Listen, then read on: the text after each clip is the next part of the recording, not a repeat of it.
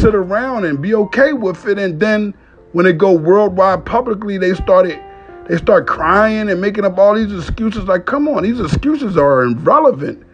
You are the protector of your child. I understand what Master P was saying, but just a little bit more further than what it is, I want to give people the understanding that you can't just go around hiding people's secrets that need to be on the forefront. You see?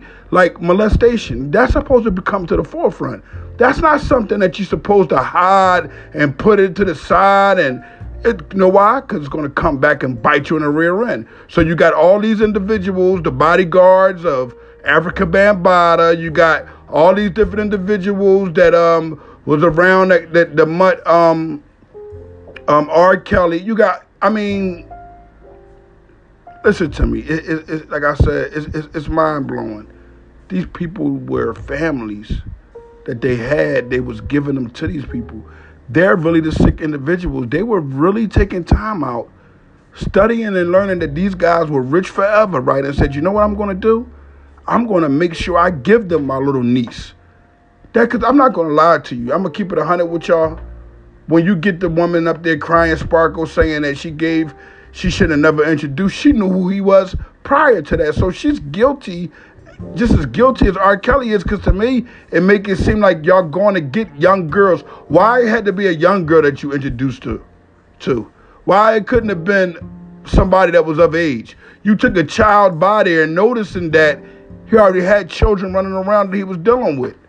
So now you come forth, you got all the tears, you got all the, oh my gosh, I should have never introduced her to him. Of course you should have never done that. If you know he's a pervert, if you know he's walking around talking about he's the Pied Piper, you're getting all these different signals you knew about Aaliyah, you mean to tell me you're going to introduce somebody you love to this guy?